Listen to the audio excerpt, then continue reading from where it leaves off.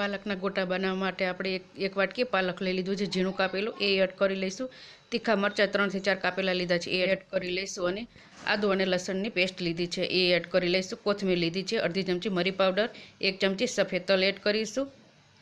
અજમાને આપણે અડધી ચમચી હાથ વડે ચોળીને એડ કરશું, અડધી ચમચી ખાંડ એડ કરીશું. અને જે વાટકીના માપથી આપણે પાલક લીધું છે, એ જ વાટકીના માપથી આપણે બેસન લઈને સરસ રીતે મિક્સ કરી લઈશું. સ્વાદ મુજબ મીઠું એડ કરીને આપણે સરસ રીતે હાથેથી મિક્સ કરી લઈને એનું આપણે બેટર બનાવીને તૈયાર કરી લઈશું.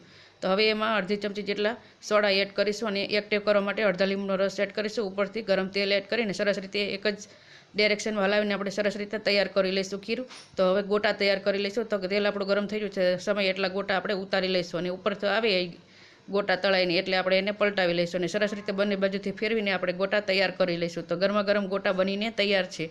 તો આ રીતે એકવાર જરૂરથી ટ્રાય કરજો, ખૂબ જ ભાવશે બધાને.